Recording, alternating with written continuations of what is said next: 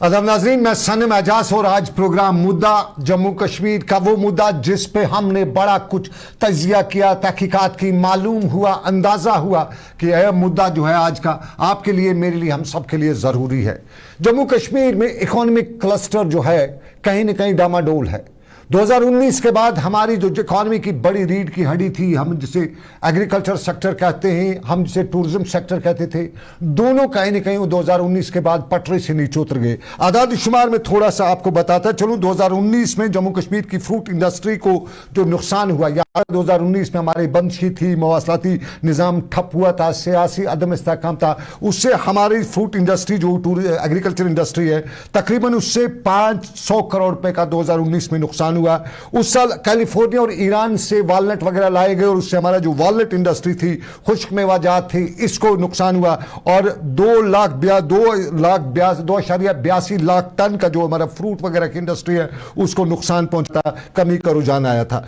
कुल नुकसानात वगैरह उसके आदाद शुमार हमारे पास सरकारी तौर पर मैसर नहीं हो सके, लेकिन तखमीना है कि 2024 तक हमारी जो सेब की इंडस्ट्री है इसको 6000 करोड़ रुपए का नुकसान हुआ है। 2024 तक, आप 25 चल रहा है। और इसमें जो टूरिज्म सेक्टर है उसका भी आपको बताता चलूं, 2019 में 5 अगस्त का फैसला हुआ, हमारे टूरिज्म में 34% की कमी हुई और टूरिज्म इंडस्ट्री को 1168 करोड़ रुपए का, 1168 करोड़ रुपए का नुकसान हुआ। और फिर 2025 में हमारा पहलगाम का वाक़ा हुआ और हमारा टूरिज्म सेक्टर तकरीबन बैठ गया। 2024 में 2.36 करोड़ सयाह कश्मीर आए थे, लेकिन 2025 में यह तादाद 236 करोड़ से उतर के सिर्फ 15 लाख तक रही थी। ये आदाद शुमारे जो मुख्तलिफ क्वार्टर से हमने वसूल किए हैं। हमारा टूरिज्म सेक्टर जम्मू कश्मीर का है कि GDP का 8.7% हिस्सा है और सालाना 18,000 से 21,000 करोड़ रुपए का इसका टूरिज्म का जो हमारा है, और इसमें है साथ जुड़े हैं हमारे, इसके साथ होटल है, टैक्सी है, और फिर 90% बुकिंग 2025 में मंसूरी है। ओवरऑल अगर देखा जाए सरकार कोशिश करी है, लेकिन अब तक करीबन टूरिज्म सेक्टर में 5,000 करोड़ से जायद, 1,168 करोड़ रुपए से जायद का नुकसान हुआ है और उसके साथ साथ 500 करोड़ रुपए का जो हमारे फ्रूट इंडस्ट्री वगैरह को नुकसान हुआ। नुकसान, हम घाटे की बात कर रहे हैं, हम ये नहीं कहते बिजनेस की बात। 500 करोड़ रुपए का घाटा हुआ है, 100 करोड़ तकरीबन सालाना। अब जरा मटन इंडस्ट्री पे चलते हैं, अब थोड़ा सा मटन इंडस्ट्री जो चलती है, हमारे यहाँ मटन इंडस्ट्री जो है, मीट की इंडस्ट्री जो है, ये हमारे यहाँ कश्मीर वादी में सालाना 60,000 टन मीट इस्तेमाल किया जाता है और सालाना हमारे यहाँ 4,000 करोड़ रुपए का यह बिजनेस है।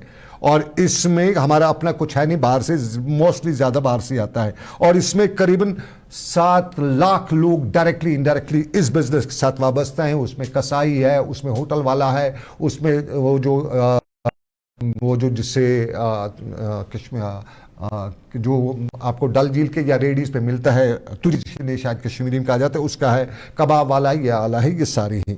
लेकिन पिछले हफ्ते जो हमारे फूड सेफ्टी डिपार्टमेंट ने रेड्स वगैरह की, उसके बाद ये पूरा बिजनेस ठप होकर रह गया है। ऑलरेडी हमारी इकॉनमी में जो टूरिज्म सेक्टर में घाटा था, जो हमारे दूसरे सेक्टर्स में घाटा था, उसके बाद एक लंबी फौज जो है लोगों की बेकार हो गई थी। होटल में वेटर था, कुक था, किसी और से टैक्सी वगैरह, लोग बेकार हो गए।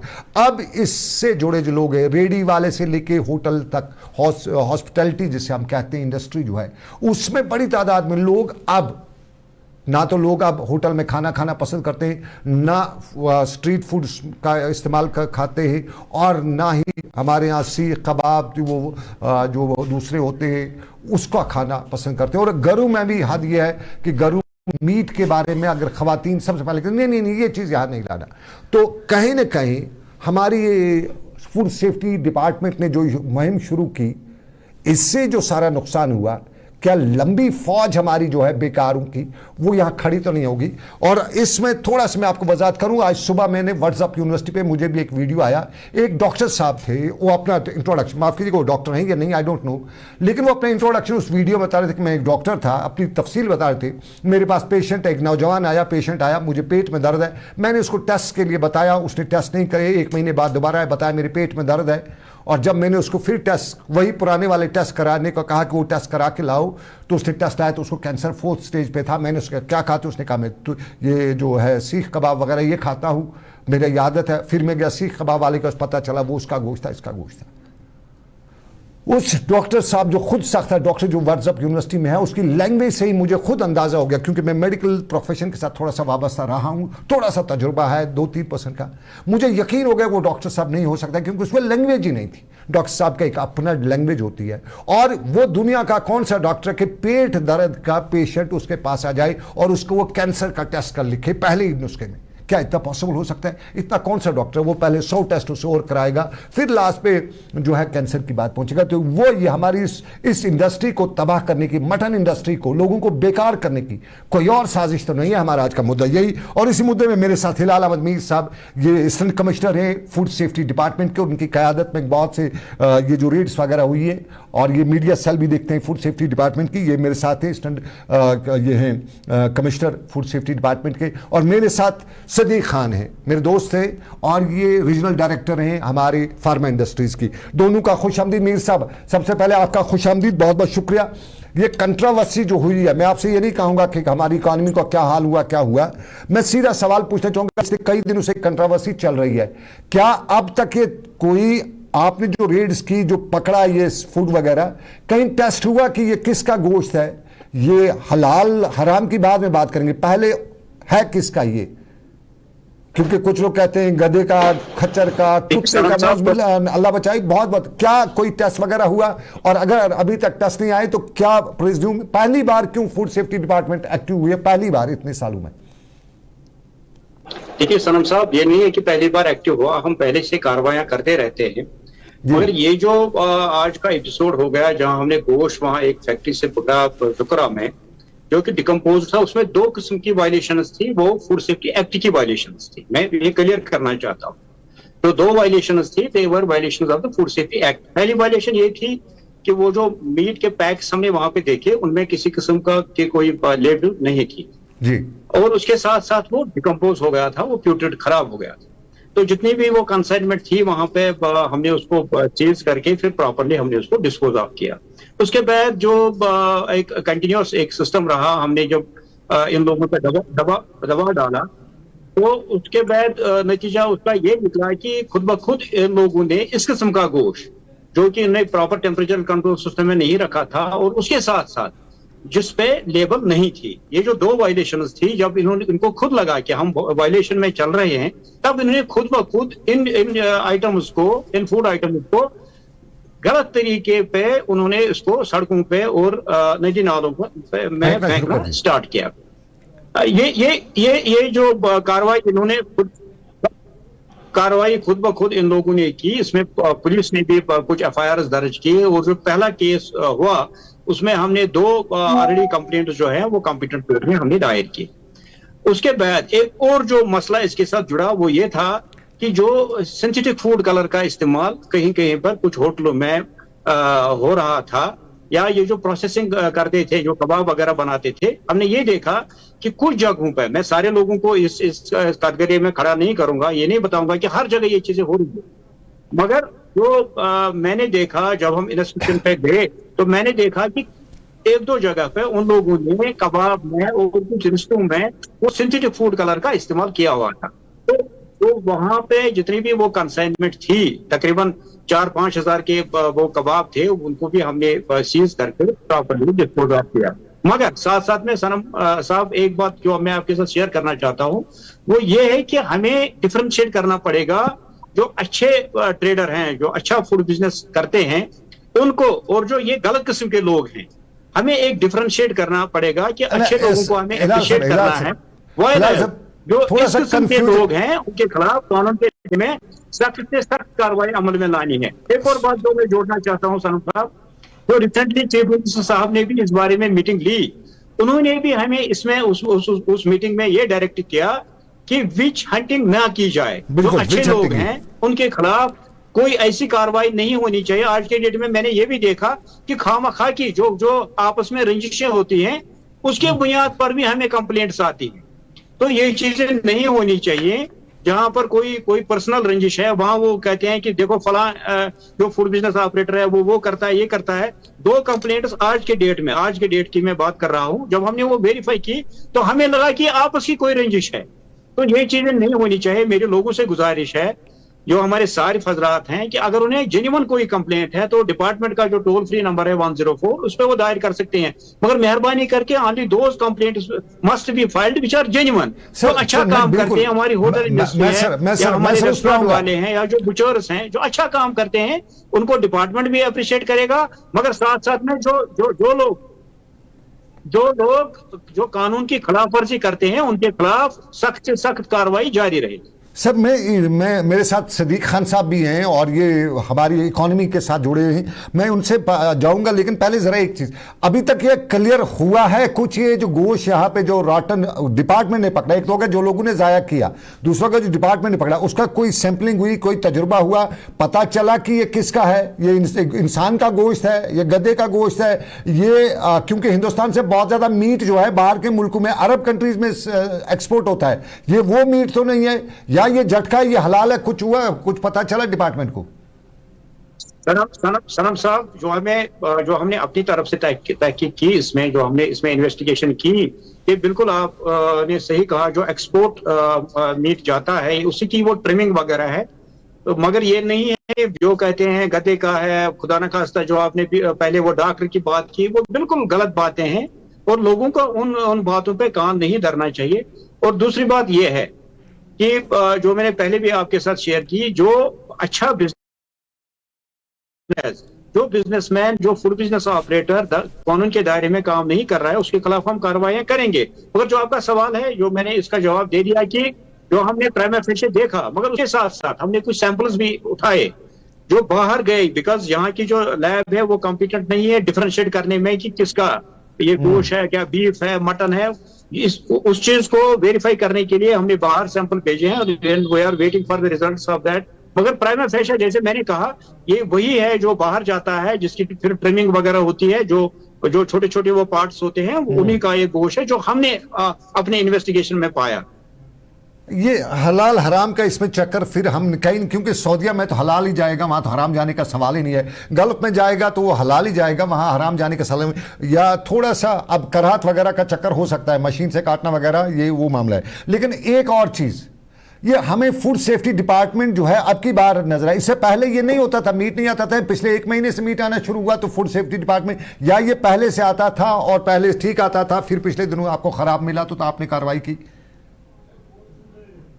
नहीं सनम साहब, मैं एक चीज जो आपके साथ शेयर करना चाहता हूं, मैं खुद भी फील्ड में निकलता हूं और मैंने इससे पहले देखा कि बाज़ाब्ता इसमें बाहर से लेबलिंग होती थी, मगर बीच में ये इन लोगों ने, और मुझे जो इंफॉर्मेशन मिली वो ये है कि कोई टैक्स का चक्कर है, टैक्स कोई छुपने के लिए, या वो भी इन्वेस्टिगेट हम कर रहे हैं, एंड जब वो इन्वेस्टिगेशन कंक्लूजन तक पहुंचेगी तब हम वो जो कंसर्न डिपार्टमेंट है उसके साथ हम वो शेयर करेंगे। मगर जो मुझे इस वक्त जो थोड़ी बहुत इंफॉर्मेशन है वो टैक्स को इरेड करने के लिए इसमें कोई चक्कर है। मगर साथ साथ में जो ये हराम हलाल की बात चली तो मैं उसमें ज्यादा नहीं जाऊंगा, बिकॉज जो हमारे जो मौलवी हज़रात हैं जिनकी मैं बड़ी कदर करता हूँ, वो अपनी तरीके से उसमें जो कहते हैं, तो जो डिपार्टमेंट का अपना काम है वो अपना काम कर रहे हैं, मैं ज्यादा उसमें बात नहीं करूंगा। मगर जो बात ये है कि जो जैसे मैंने कहा, जो चीफ मिनिस्टर साहब ने रिसेंटली मीटिंग ली, या जो हमारे मैडम सकीना जी हैं, उनके भी स्ट्रिक्ट डायरेक्शन हैं कि जो काम वायलेशन में करेगा उनके खिलाफ सख्त कार्रवाई हो जाए, वाइल एज जो लोग कानून की खिलाफवर्जी कर रहे हैं, जो खिलाफवर्जी कर रहे हैं उनके खिलाफ सख्त कार्रवाई की जाए, मगर जो अच्छा काम कर रहे हैं, कानून के दायरे में काम कर रहे हैं। हमारी एक स्कीम है सनम साहब, थोड़ा मैं आपका थोड़ा मैं ये बात को थोड़ा आगे बढ़ाऊं कि एक स्कीम है FSCI की, food safety and standards authority of India की, कि जो अच्छा काम करते हैं, अच्छे हाइजीनिक कंडीशन में काम करते हैं, हम उनको हाइजीन रेटिंग सर्टिफिकेट देते हैं। हमने यहाँ, मैं श्रीनगर की बात अगर करूंगा या बाकी जो हमारे जिले हैं वहाँ जो टाउन्स हैं वहाँ की बात करूं, कि रेस्टोरेंट वाले हैं जिनको हमने 5 स्टार रेटिंग दी है, कि ये नहीं है कि हम सारे लोगों को एक ही कटघरे में खड़े करें, हम बोले कि सारा शायद, या जो मीट आज के डेट में ये भी लोगों में खदशात हैं कि जो अब बुचर को वहाँ मीट है, पता नहीं उसमें भी कोई खराबी है, जो चिकन आते हैं उसमें जो लाइव स्टॉक यहाँ आता है वो बिल्कुल सेफ है, और बाहर से जो मीट आता है, सनम साहब ये बात जरूरी मुझे मैं कहना समझता हूँ यहाँ पे, कि फ्रोजन आइटम्स जो है, ये वर्ल्ड आपको भी पता होगा कि आप बाहर भी गए हैं, ज्यादा फ्रोजन मीट वहां चलता है। तो फ्रोजन में सिर्फ ये प्रॉब्लम है जो हमने यहाँ देखा कि लेबलिंग नहीं है, और प्रॉपर तरीके से टेम्परेचर कंट्रोल सिस्टम में इन्होंने नहीं लाया था। इसको कंप्लीटली -18 डिग्री में रखना है जब वायलेशन होती है। और यहाँ एक और बात, यहाँ हमने ये भी देखा एक कोल्ड स्टोर में जहां ये मीट रखा हुआ था कि उसको पावर बैकअप नहीं है। जब पावर बैकअप नहीं है, यहाँ 7-7, 8-8 घंटे कभी बिजली चली जाती है।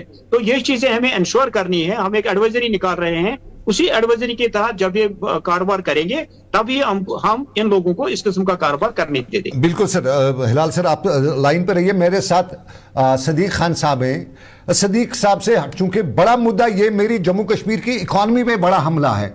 सदीक, हमारे यहाँ टूरिज्म सेक्टर ख़त्म है। 21 लाख लोग उसके साथ जुड़े थे, डायरेक्टली इनडायरेक्टली वो बेरोजगार हैं। हमारे यहाँ हॉर्टिकल्चर सेक्टर था, हमारे कभी ट्रक हाईवे पे रुके, कभी हमारे फ्रूट बाहर से आया, फ्रूट इंडस्ट्री हमारी तबाह हो गई, उसके साथ जो लोग जुड़े हैं। और 7 लाख लोग जो हैं इस हॉस्पिटैलिटी इंडस्ट्री के साथ जुड़े हैं, वो कसाई से लेके, छोटे होटल से लेके तुझी वाला। और ये क्या कोई हमारी इकॉनमी पे एक और हमला तो नहीं है? सोची समझी साजिश तो नहीं है इन लोगों ने की है कि हम सब नीच मानते रहे फुटपाथ पे? और आपका बहुत बहुत शुक्रिया, आपने मुझे मौका दिया बोलने का। हिलाल साहब का भी बहुत बहुत शुक्रिया, उन्होंने पूरी तरह से वजाहत की। ये जो बहुत ही बड़ा एक सीरियस इशू बनता जा रहा है, जो हमारी इकोनॉमी को बहुत ज्यादा हिट कर रहा है अभी। तो यह राइटली सेड कि हमारे 7,000 लोग इसके साथ जुड़े हुए हैं। 7 लाख लोग। ये बहुत ही ज्यादा हॉस्पिटैलिटी इंडस्ट्री को अभी बहुत ज्यादा हिट कर रहा है। लेकिन सबसे पहले मैं एक बात जरूरी बोलना चाहूंगा यहाँ पे। मेरी मुबारकबाद है फूड सेफ्टी डिपार्टमेंट को कि देर आए दुरुस्त आयत। देर से ही लेकिन सही टाइम पे आए, उन्होंने अच्छा काम किया। बट यहाँ पे मेरे को फूड सेफ्टी डिपार्टमेंट से सिर्फ एक गिला है, वो ये है कि इसको जिस तरह से we are living in a very sensitive state, in a sensitive place, हम बहुत ज्यादा सेंसिटिव प्लेस में, चाहे वो रिलीजियसली है, चाहे वो इकोनॉमिकली हैं, चाहे वो पॉलिटिकली है, हर तरीके से हम बहुत ही सेंसिटिव एरिया में रह रहे हैं। और फूड सेफ्टी डिपार्टमेंट ने जिस तरह काम किया, अच्छा काम किया, कोई डाउट नहीं है इसमें। बट इसको जैसे प्रोग्रेस किया गया, सेंट्रलाइज करने की कोशिश की गई, चाहे वो सोशल मीडिया हो, चाहे वो बाकी किसी मीडिया की तरफ से है, वहां पे शायद हमारे फूड सेफ्टी डिपार्टमेंट को एक कर्व डालना चाहिए था। बिकॉज आपको सलम साहब, आपको पता ही होगा, आपको मालूम ही होगा, लास्ट टाइम हमारा जो फ्रूट इंडस्ट्री है उसको बहुत ज्यादा हिट किया गया था जब वाटरमेलन का इशू खड़ा किया गया था।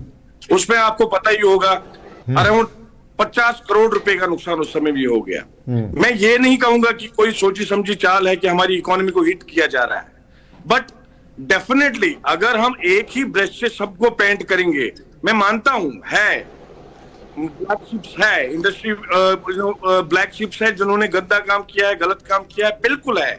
और फूड सेफ्टी डिपार्टमेंट ने अच्छा काम किया है, इनको अप्रिसिएशन मिलनी चाहिए। पर जिस तरह से ये न्यूज सेंसेशनलाइज करने की कोशिश की गई, that was not the right part actually. आज आप देख लीजिए, हमारे बड़े बड़े रेस्टोरेंट, हमारे छोटे छोटे रेस्टोरेंट, हमारे वो बारबेक्यू बेचने वाले, सब के सब आइडल बैठे हैं। आज मैं आपको अपनी बात बताऊंगा, मैं भी आज डरता हूं किसी रेस्टोरेंट में जाने से, किसी बारबेक्यू वाले के पास जाने से। ये हमारी इकोनॉमी को इस तरह से बहुत ज्यादा हिट करेगा। रीजन है कि हमने इसको बहुत ही ज्यादा सेंट्रलाइज किया। फूड सेफ्टी डिपार्टमेंट को इसको पूरी तरह से, पहले जहां से भी इनको कोई भी इंफॉर्मेशन मिली या कोई भी कंप्लेंट मिली, इसको जब तक ना वो पूरी तरह से वेरीफाई करके उसको पब्लिक डोमेन में डालना चाहिए था। सो बिफोर इन्वेस्टिगेशन ये सब चीजें पब्लिक डोमेन में डालना, दिस इज टोटली अनएक्सेप्टेड, क्योंकि इससे हमारी हॉस्पिटैलिटी बहुत ज्यादा हिट हो जाएगी। ये नहीं बोया सिद्दीक, ये फॉल्ट हम लोगों का है, दिस नॉट द डिपार्टमेंट का फॉल्ट। डिपार्टमेंट ने अपनी कार्रवाई की। हमारी मैंने कल भी आपको कहा ना कि फेसबुक पे मैंने कल वो प्रोग्राम किया था, हमारे ये सो कॉल्ड जर्नलिस्ट ने इतनी हाइप दे दी, रॉटन मीट दूसरे ने। लेकिन हिलाल सर, एक सवाल यहाँ बनता है, जिन लोगों ने ये अपना मीट खुद उठा के डिपार्टमेंट के वहां पे रेड वगैरह के बजाय खुद ही उठा के नदी नालों में दरिया बुरुद करना शुरू कर दिया, क्या उनके खिलाफ कोई कार्रवाई हुई या उस मीट का कुछ उनसे कोई रिसिप्ट्स वगैरह आपने लिए कि ये कहां से लाया था, क्या हुआ था, ये क्यों आपने ऐसे किया? देखिए सनम, सनम साहब, यहाँ पे मैं एक बात कहना चाहूंगा। अगर ये जो फ्रोजन मीट है, इसका तो पहले एक पूरा प्रोटोकॉल है, ये इंटरस्टेट है। अगर ये इंटरस्टेट है तो कैसे आ रहा है, अगर इंटरस्टेट है तो कैसे एक दूसरी जगह से मूव हो रहा है। There is a protocol for everything. खासकर फ्रोजन आइटम्स के लिए एक प्रोटोकॉल है। हमारे वहां पे काजीगुंड में पूरी तरह से, अगर आपकी वहां की चिकन की एक गाड़ी आती है ना, उसको वहां पे चेकिंग हो रही है। सो अगर फ्रोजन मीट आ रहा है, क्या हमारा जो गेटवे है, क्या वहां पे गेटवे पे इसकी चेकिंग हो रही है क्या?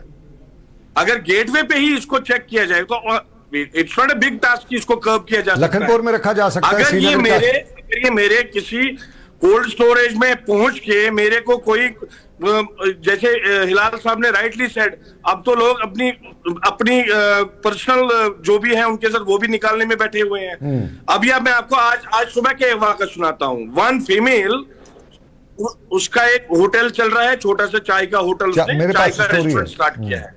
somebody had a cup of tea there, और आते ही उसने 10 मिनट में कंप्लेंट किया है कि मेरे जी पेट में दर्द हो गया। And that girl was slapped with 6,000 rupees of fine, without knowing the facts कि ये हुआ क्या है, क्या इसी चाय से हुआ है, क्यों हुआ है। पर्सनल खुंदक ज्यादा स्टार्ट हो गई है सनम साहब इसमें। नहीं, कल मेरे एक दोस्त के घर में जाए, उसके बाद भी मुझे पेट में दर्द हुआ, दोस्त को फाइन करना पड़ेगा। They have to be very very careful while taking any complaint। Sir, दो बड़े इशू हैं। एक विच हंटिंग का इशू है। एक बच्ची है श्रीनगर की, उसने अपना बिजनेस स्टार्ट किया है, वो चाय सर्व करती है, बाकी कहवा वगैरह सर्व करती है। एक आदमी आके उसके चाय के ढाबे पे, या उसकी चाय पी के बाद में कंप्लेंट करता है डिपार्टमेंट को कि भाई मेरा पेट में दर्द हो गया। तो क्या उसको चाय वाले को पकड़ेंगे आप? यहाँ पे उसको हमारे जो अथॉरिटीज है उसको जुर्माना करेगी। अब मैं अपनी में से, मेरे घर में मैं बीमार हो जाऊंगा खाना शाम को खाने के बाद, तो कि मेरे घर में फिर पकड़ना पड़ेगा किसी को। विच हंटिंग क्यों होगी?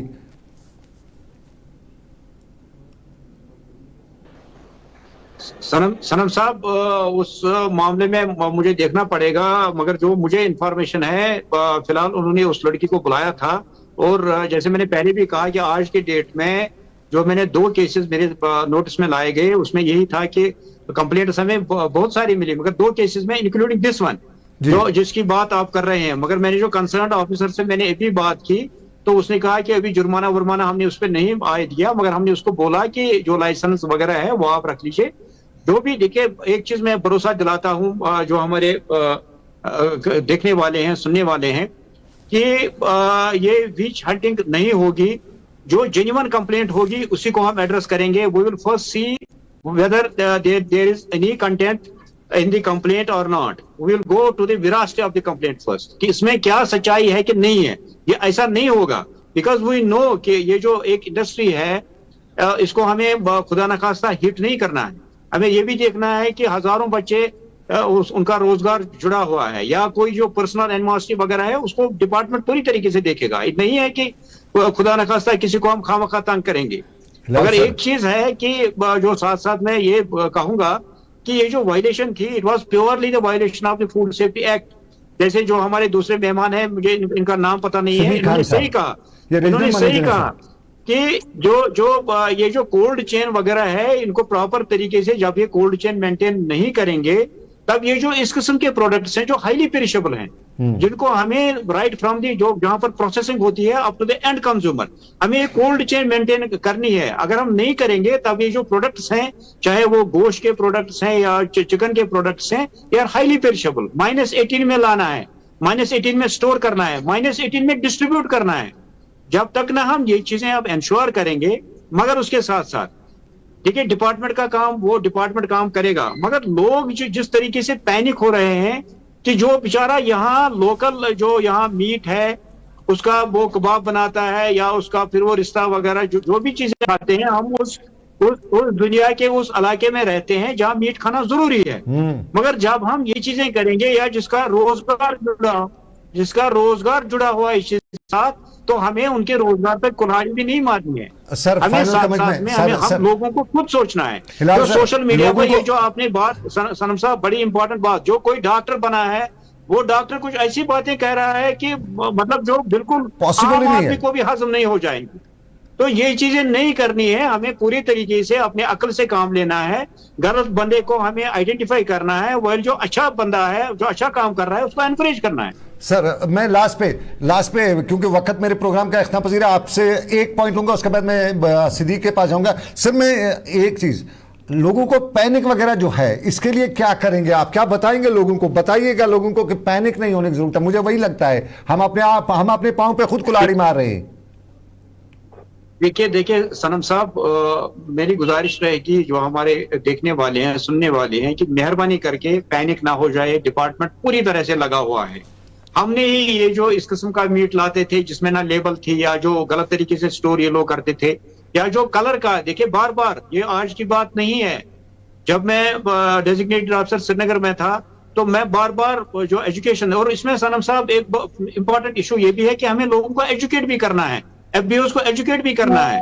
हमें उनको ये भी बताना है कि ये जो इस किस्म के कलर्स हैं, सिंथेटिक फूड कलर्स हैं, इनका इस्तेमाल नहीं करना है। शादी ब्याह के मौके पे लोग सिंथेटिक फूड कलर का इस्तेमाल करते हैं, तो ये अलमिया है कि कहाँ फिर फूड सेफ्टी वाले वहां जाएंगे। अगर जाएंगे तो वहां एक सीन क्रिएट हो जाएगा।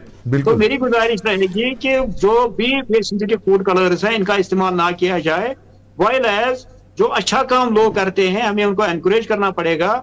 हमें उनकी जो जो जो रोजगार है उस पर कुल्हाड़ी नहीं मारनी है। हमें खुद को इंट्रोस्पेक्ट करना है कि कहाँ हमारी गलती है, उस गलती को दुरुस्त करना है। मगर ये नहीं करना है कि जैसे मैंने पहले भी कहा, जो सीएम साहब की भी डायरेक्शंस हैं कि विच हंटिंग ना किया जाए। अच्छे लोगों को आपको एनकरेज करना है। वायलेंस जो लॉ की वायलेशन करते हैं उनके खिलाफ कानून के दायरे में नाट के हम अपने तरीके से ही काम करेंगे। कानून के दायरे में उनके खिलाफ हम कार्रवाइयां करते भी हैं और ज्यादा शादमत से करेंगे। सर मैंने सिद्दीक साहब को आप टाइम बिल्कुल नहीं दे पाया, थोड़ा सा सिद्दीक जी लास्ट पे आपका कमेंट लेना चाहूंगा। हम किस सिचुएशन में, क्योंकि हमारे यहाँ गया वो कश्मीरी कहावत है ना, उस पर अमल आज भी हो रहा है और इसमें भी हो रहा है। हो गया यूं लगता है जैसे तूफान आया, सारा कश्मीरी इस पे दौड़ पड़ा है। तो आपका क्या व्यू रहेगा, क्या कहेंगे आप इस कौम को?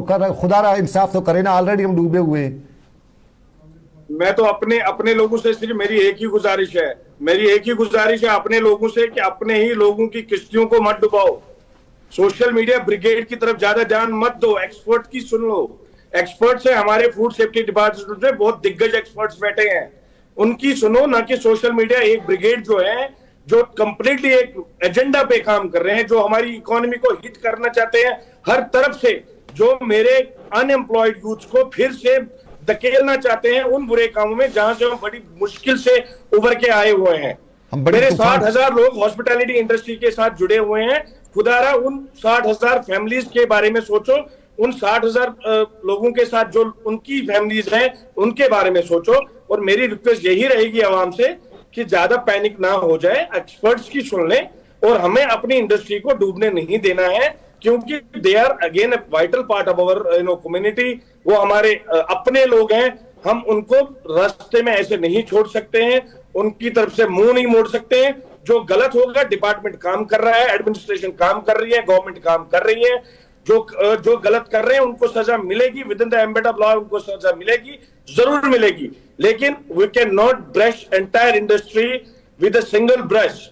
तो मेरी यही रिक्वेस्ट है लोगों से कि एक्सपर्ट्स की सुन ले, ज्यादा सोशल मीडिया ब्रिगेड की तरफ ज्यादा ध्यान ना दे। बहुत शुक्रिया सिद्दीक खान साहब। हिलाल सर, बहुत बातें कर रही थी आपसे इस पॉइंट पे, बहुत ज्यादा इशू पे बात कर रही थी, लेकिन मेरा आज के प्रोग्राम का वक्त इजाजत नहीं देता है। इंशाल्लाह खुदा ने चाहा आपसे फिर मुलाकात करेंगे। सिद्दीक खान साहब, आपने मुझे आज के प्रोग्राम में अपना टाइम दिया, इसके लिए बहुत बहुत शुक्रिया। हिलाल साहब आपका भी बहुत बहुत शुक्रिया। नाज़रीन, हम मुद्दा आज का बता रहे हैं और आज का मुद्दा यही है, मैं अपने घर के आसपास देखता हूँ, अपनी फैमिली में देखता हूँ। दो मैं अपर क्लास से नहीं हूँ, एक मिडिल क्लास फैमिली से बिलोंग करता हूँ, थोड़ा सा पॉलिटिकल एफिलिएशन भी है, पॉलिटिकल इन्फ्लुएंस भी फैमिली बैकग्राउंड में है और है, लेकिन पढ़े लिखा है। और मेरे पास, आपको नाज़रीन बताता चलूँ, वो रिजर्वेशन कैटेगरी भी है। उसके बावजूद मेरी फैमिली में, मैं सुबह गिन रहा था, 48 लोग मेरे कुंबे में, मेरे ख़ानदान में बेरोज़गार हैं, बेकार हैं। ये मेरे कुंबे में है, एक छोटा सा कुंबा है। ओवरऑल हमारे यहाँ बेरोजगारी, बेकारी जो है, ये लगभग 50% से ज़्यादा, 60% से ज़्यादा लोग बेकार है। वो अलग बात है, वो रिकॉर्ड दर्ज नहीं होता है। और हमारे यहाँ हमारा फ्रूट इंडस्ट्री ख़त्म हो चुका है, नुकसान है 500 करोड़ रुपया साल का नुकसान जो होगा, घाटा ये प्रॉफिट नहीं है, प्रॉफिट वो ऐसा नुकसान और नहीं है। ये बिजनेस करने के बाद 500 करोड़ रुपए का नुकसान कौन वो बिजनेस दोबारा करेगा, कौन उस हमारे एग्रीकल्चर सेक्टर को हाथ लगाए। हमारे टूरिज्म सेक्टर जिसमें 1000 करोड़ 1100 करोड़ रुपए ये घाटा है, नुकसान है। और अब हमारा ये था, और इसमें हमारे सोशल मीडिया ब्रिगेड ने जो फितूर डाला, क्योंकि फूड सेफ्टी डिपार्टमेंट कहती है, मैंने उनसे मिला, बात की, और अभी अपनी लाइव वो कहते हैं कि हिंदुस्तान से बड़ी तादाद में अरब कंट्रीज के लिए बीफ हो या मटन हो, जो भी हो, वहाँ पे मैं वो नहीं जानता हूँ वो क्या होता है, वो जाता है, एक्सपोर्ट होता है अरब की कंट्रीज में। ये उसी का एक हिस्सा है जो यहाँ आता है। लेकिन यहाँ पे क्या हुआ, यहाँ पे उन्होंने जिस फ्रीजर में रखना था, जिस कोल्ड स्टोर में, उसमें बिजली नहीं थी, वो रॉटन हो गया, उसकी स्मेल आ गई। तो ये हराम हलाल का यहाँ पे मामला ही नहीं है।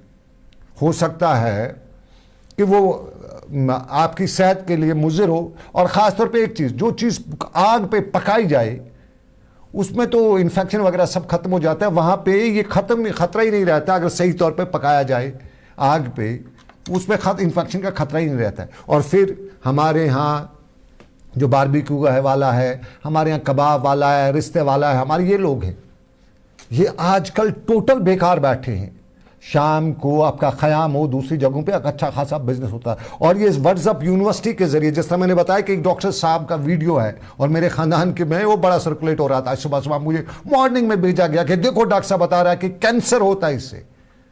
भाई साहब, ऑलरेडी हमारे यहाँ बहुत सी तरीके की बीमारियां हैं, ये कैंसर का इससे ना होने का सवाल ही नहीं है। और अगर हो भी सकता हो, लेकिन वो डॉक्टर साहब जिस तरह से बता रहा है, वो दुनिया का कोई भी डॉक्टर ऐसे नहीं बता सकता है। उसकी लैंग्वेज जो है वो डॉक्टर वाली है ही नहीं। लेकिन अब बुछुस कोशोर, बुछुस डॉक्टर फलन मेनिशा बीमार, तमिस बच शराब और बच, तमिस को हित करन, तमिस रहा कैंसर पात को मैं पता बुगोस्त क्यों से करा बोस्तु जी खावा, कश्मीरी में कहता है बोस्तु जी खा, तुझ वो कुत्ते की तू। भाई कमाल है, ये कश्मीर है, यहाँ ऐसा गोश्त बिक सकता है। और अगर ऐसा कहीं होगा तो उसको तो लोगों ने पहले खाया होगा, उसी को उस बेचने वाले को खाया होगा। लेकिन हमारे जो आशपास हैं ये सिंथेटिक फूड्स का इस्तेमाल करते हैं। आमतौर पे आपके वाजवान में कलर डालने के लिए हम मवल डाला करते थे, आजकल नहीं डालते, आजकल हम सिंथेटिक वो फूड डालते हैं, वो मटेरियल डालते हैं। आपका वाजवान जो घर में आप शादी ब्याह में की तकरीबात में उसमें भी वो डाला जाता है, तो उसमें क्या कोई वो होता है। ज़रा खुदा रहा अपने पाँव पे कुल्हाड़ी ना मारिए। इन सोशल मीडिया ब्रिगेड से थोड़ा बच के रहिएगा, और गुजारिश है आपसे कि अफवाहों पे ध्यान मत दीजिएगा। और साथ साथ में आज के इस प्रोग्राम मुद्दा के दौरान मैं फूड सेफ्टी डिपार्टमेंट ने जहाँ बड़ी कार्रवाई की है, फूड सेफ्टी डिपार्टमेंट को इतना ही मालूम हुआ कि ये जो उन्होंने छापा जहाँ मारा उस पर लेबल नहीं थी कि ये मीट किसका है। वो लेबल लगाते हैं किस कंपनी ने बनाया, किस। आपको नाज़रीन उसके पीछे की एक और कहानी बताऊं, वो कोई और मामला है, सिर्फ टैक्स बचाने का। क्योंकि मछली जो अगर आप इंपोर्ट करते आप किसी एक स्टेट से दूसरी, तो आपको जीएसटी नहीं लगता है, मीट वगैरह पे आपको टैक्स लगता है। तो इसलिए ये लेबल हटा देते थे और अपने जो बिल बुक होता है, जो चालान बनाते हैं गाड़ी का, उसमें लिखते हैं फिश, क्योंकि काटा होता है, मीट होता है, इसमें लिखते हैं फिश। साथ में हो सकता है वो जो अथॉरिटीज़ वगैरह उनको कुछ नकद भी दिया करते होंगे कि भाई आंख बंद करो, फिश ही लिख दो। वो 18% जीएसटी बचाने के लिए ये सारा मामला खड़ा हुआ है। झटका हराम ये वाला मामला तो मैं कहता हूँ मेरे हिसाब से नहीं होना चाहिए और ना हो सकता है। और फिर इस सारे को लेके हम अपनी इकॉनमी को डिरेल करते हुए क्या हम अपने इस कौम को फुटपाथ पे अब भीख मांगने के लिए छोड़ दें? मुझे याद है कुछ साल पहले मुझे एक दिल्ली का दोस्त था, उसने कहा था कि एक वक्त आएगा कश्मीरी लोग जो हैं, जो आज इतने बड़े बड़े महल बनाते हैं, घर बनाते हैं, फुटपाथों पे भीख मांगते होंगे। कहीं वाकई में हमारे इस तरह के मामलात से कल हमारा ब्रिगेड जो होगा फुटपाथ पे भीख मांगता तो नहीं होगा। मुद्दा इतना ही। उम्मीद है आपको हमारे इस प्रोग्राम के दौरान हकायक से बाखबर करने की हमारी कोशिश जो है पसंद आई होगी।